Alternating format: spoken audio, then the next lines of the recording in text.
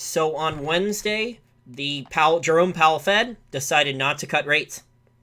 And I'm sure President Trump is very unhappy about that. But the Federal Reserve and Jerome Powell cited, and I'll read some quotes here from this New York Times article, quote, "The committee felt that the right thing to do was to wait and see more, and we will see a lot more on all of these issues in the very near term," Powell said. He added that, quote, "risks have caused a number of us to write down rate cuts," so I guess they're talking about more rate cuts, "and a number of those who haven't to say that the case has strengthened. So the people who are not on board with the rate cuts, their mind is changing." So obviously Trump is not going to be happy about this. President Trump was talking about he wants to see the Fed decision on Wednesday to see whether or not he should either try to get Powell fired or demote him. There's been reports from Bloomberg and elsewhere recently that that's still ongoing. And I think the Federal Reserve, the members, the Board of Governors, whether it's Powell or Bullard and others, they may placate some Trump supporters and say the global macro data is getting worse. We're thinking about a rate cut. But I think a large factor in why the Fed decided not to cut rates yet, and they eventually will cut rates because hashtag Japanification, right? All the major governments are going towards the Japanification model, unfortunately. But the main reason I think why the Fed did not cut rates is they're calling Trump's bluff. They want Trump. They hate Trump. So this is the Federal Reserve equivalent, the PhD Keynesian economist equivalent of the middle finger. So the Fed is trying to pretend it's independent and say, see, we can wait a month before we cut rates. President Trump can't force us to do this yet. I think the average person truly does not understand how much most of the people inside the Federal Reserve hate President Trump. And I'll give you some anecdotes about this. So on the dating apps, and I can't believe I'm talking about the dating apps again, but here in the Washington, D.C. metro area, I have come across women who are PhD economists on dating apps and work at the Federal Reserve. And guess what it says in their profiles? Progressive, hate Trump, F Trump, the F word Trump, and then don't want to date Republicans or anyone who loves Trump, don't want to talk to Republicans or anyone who likes Trump. And there's, I think, over 3,000 PhD economists at all the different Federal Reserve locations, and this is their mindset. And they claim that politics don't affect things, but at the top of the Fed, not the Fed chairman, but in the Board of Governors, most of them have either already run for Democrat political office or they're working on positioning themselves to get into the next Democrat presidential administration. Lael Brainerd was supposed to have been either Fed chairman for Hillary Clinton had she won the 2016 election or the Treasury Secretary. So do you think that she's going to be unbiased about how she thinks of Trump? Hell no. I guarantee you she hates Trump. I guarantee you it's probably at least 90% of the people inside all the Federal Reserve buildings hate Trump. And most of them at the top are rich people. And maybe Powell didn't hate Trump at the beginning, but I guarantee you now, after President Trump calling out Jerome Powell and the Federal Reserve for a while now, I guarantee you Powell hates him too. And I would not be surprised if Powell wants some reprieve to either be fired or demoted, that Powell was like, wow, I didn't know things were this bad. I want out. I can't believe the president's calling us out in public all the time, trying to blame us for all this stuff, because normally presidents don't blame the Fed. The average person on Main Street, a lot of people are starting to wake up now about the Fed. Not everyone, but a lot of people. And the situation now with President Trump and the fight with the Fed and Jerome Powell, it's a mess. If I was Jerome Powell, I wouldn't want to be there anymore. I'd want to get out. I mean, he's already a rich guy. I think he's worth around 100 million, maybe over 100 million from all his days in private equity and hedge funds and all that stuff on Wall Street and in the upper levels of corporate finance. He doesn't need that job. Maybe his ego needed that job temporarily, but it's not worth it at this point, especially if Trump were to win re-election. I mean, if I was Powell and Trump won re-election, I'd want out of there, period. I also wouldn't want to be the bag holder. So one of my listeners actually brought up a great idea that Trump actually should have kept Janet Yellen. He should have kept her there, and then she would have been the easy, convenient scapegoat. So he could have been nice to her in public, and then if she made mistakes that he didn't like, he could have just said, well, that was Obama's appointee and I stuck with her. So Trump played this thing wrong. Now he's trying to switch things and blame the Fed, and that's, some people agree with that. But, I mean, the Fed and all the central banks are causing all the problems. But the average American some of the average Americans don't understand that the Fed is to blame for a lot of the major financial crises in the United States for many decades now. And so President Trump blaming the Fed, for some Americans, it's not going to resonate with them. They're not going to know or care what it means.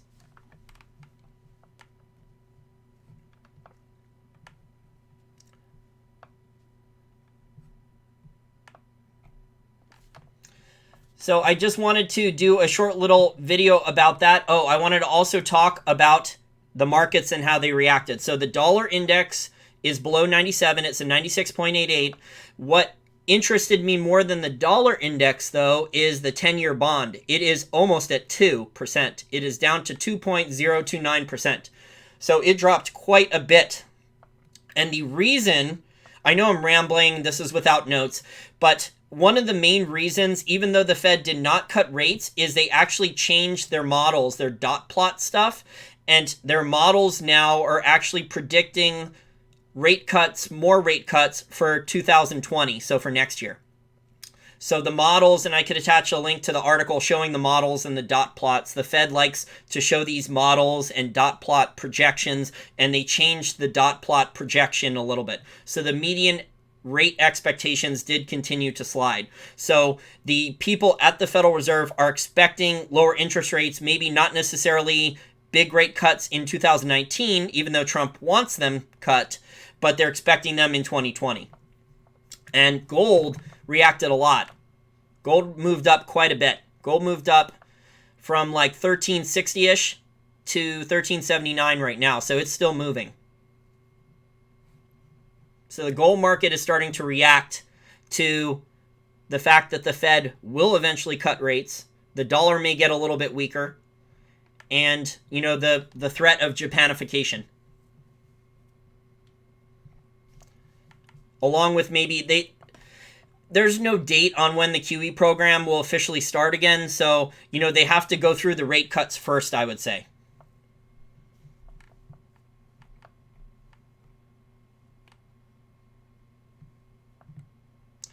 Powell is very wealthy. I believe Jerome Powell is the wealthiest Fed chairman in history. I'm not sure if decades ago, if Fed chairman had to disclose their net worth, but in the last couple decades, they have had to disclose on financial disclosure forms their net worth. And Ben Bernanke was comfortable. He was doing pretty well financially. Now he's making a lot more money. Janet Yellen was pretty darn comfortable too. She had 4 or 5 pensions, and her husband had 4 or 5 pensions, and she's back in academia and getting consulting gigs. But I believe the most wealthy Fed chairman is Jerome Powell. Jerome Powell founded this private equity arm, I think, of this major, I don't think it was a Wall Street firm. It was the one here in DC. I forget the name offhand. So he doesn't need this job, financially at least. His ego-wise, I don't know. But financially, he doesn't need the job. So I don't know how much longer he wants to stick around. Maybe he wants Trump to fire him. Maybe he wants Trump to look bad like that. Carlyle Group. Yeah, there we go, Diana. Thanks for the save there. Carlyle Group. Yep, there's it. Carlyle Group is big here in the Washington, D.C. metro area. They have consulting, they have lobbying, they have a financial arm, so they're a mix of lobbying and investment banking and finance. It's half the company is lobbying and political maneuvering and consulting gigs for governments and others, and lobbying for corporations and special interest groups, and then the other half is investment banking. Yeah, Carlyle Group is a name. Thanks, Kirsten. So the gold price in dollars has had a nice little bump, but the gold price is still capped. The miners are not. We'll see what happens with the miners. If the gold price does get to 1,400 and stays there for a little bit, like I said, this is a prediction I've been saying for months now. The miners are going to start to do massive capital raises. It's going to make a lot of people grumpy. But the miners' balance sheets need the extra cash infusion, and their debt-to-equity ratios, a lot of them are not that good. But that's a structural problem. The management teams of these miners have not focused on using debt strategically and then paying it off, and then only using debt temporarily to acquire assets for cash flow or things along those lines. Most of these large miners now have permanent debt in their capital structure, like all different types of tranches, senior secured and revolving credit facilities and all these things, like 4 or 5 different types. And it's never good because, if the gold price doesn't do well or they have a problem, I've explained this at length. So, Fed decision. Do you think then the Fed will hike rates do you think the Fed will cut rates in July? And do you think it'll be one cut? Because James Bullard, I believe, was saying after the Fed meeting that he was hoping for a 25 basis point cut, but he was outvoted. But Trump doesn't want a 25 basis point cut. Trump wants 50 basis points. Trump wants to go big because that's based on his books. He has a book called Think Big. He wants to go big. He wants to borrow as much money as he can and go for it. Go big or go home. No, the gold price has rallied after this Fed meeting, so maybe it'll go down later. Maybe it'll go down sometime on Thursday or Friday, but so far the gold price seems to be moving up on this news. And like I said, a lot of it I think has to do with the dot plots. And this is strengthening the move that Stanley Druckenmiller made. Remember, Stanley Druckenmiller sold his stocks, and he said he went all into U.S. Treasuries, and he was betting on zero interest rate policy, on ZIRP. So he thinks that Treasuries will have a big gains in the next couple of years. So this would strengthen, based on what the Fed did and what the market is reacting to, the trade that Stanley Druckenmiller, who's considered one of the best global macro traders of the last, 5 or 6 decades, going on right now. Druckenmiller used to trade for Soros, and then he opened up his own firm. Just a real big shot.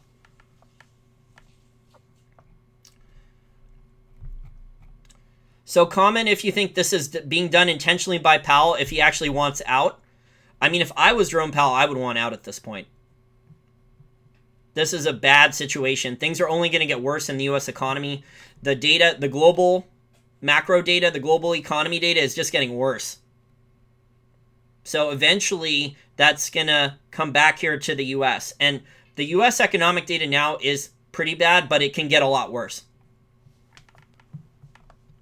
And then they can stop pretending that this is the greatest economy ever.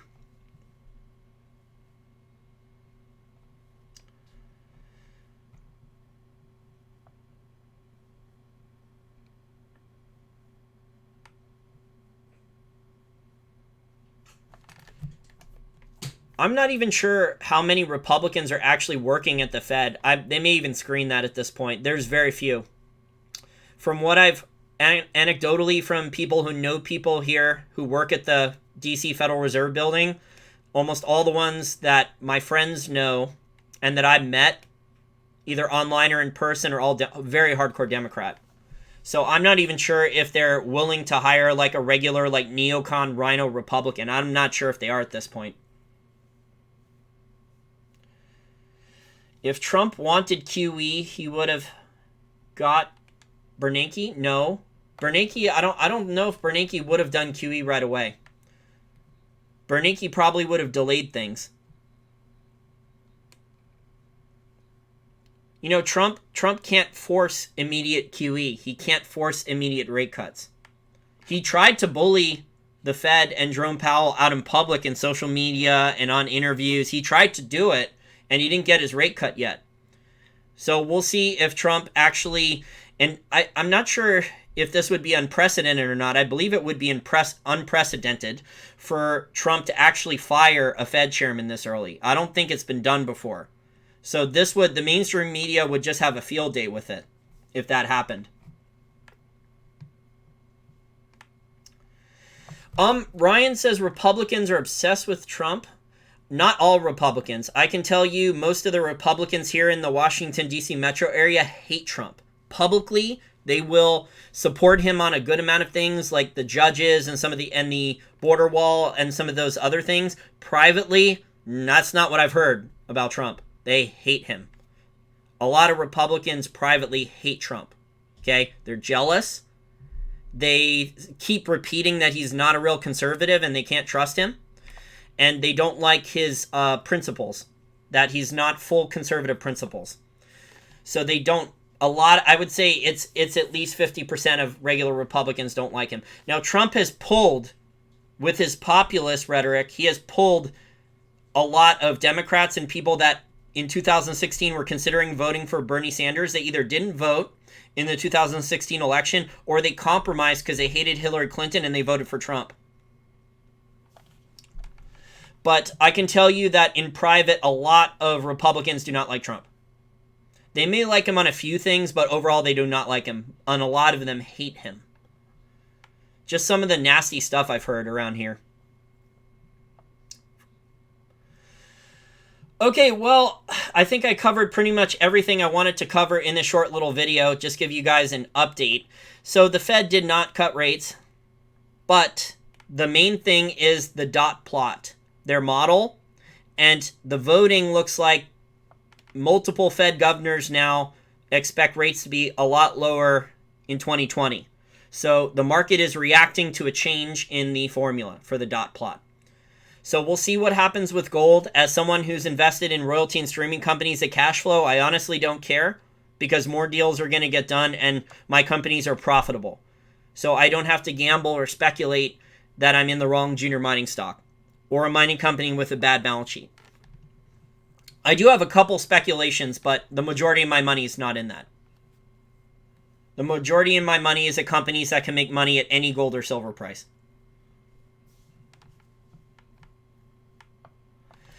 Bernanke is retired. Bernanke is actually, as far as I know, he was getting paid consulting work from Citadel. He was getting, which is a hedge fund. He was getting paid consulting work from PIMCO, which is a very large bond fund that Bill Gross founded, and then they kicked him out. Oh, the poor guy, they only gave him a $70 million settlement to get rid of him. And then he sued because it wasn't enough. And Ben Bernanke also has, I think he has a teaching gig, like a part-time teaching gig in academia. So he has pensions already from his teaching gigs. I think he was at Princeton. So he has a pension fund and all that stuff from there. And then on top of that, now he's doing some type of like paid gig, I think at Brookings Institution, even though they're not for profit. I believe Brookings Institution is like a big slush fund for the Qatari government. So it's like a dirty secret that the Qatari government, I think in the Brookings Institute, funds it with billions and billions of dollars in oil and natural gas money. There's a lot of shady stuff in there. But he's on their payroll there too.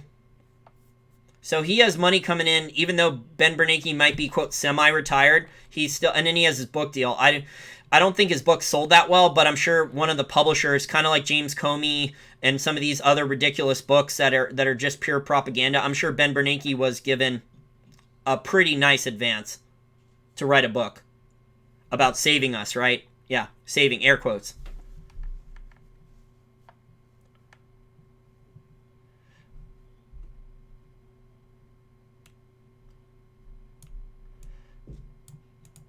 Okay, guys, well, I'm running out of ideas. It is after midnight here, and I'm tired.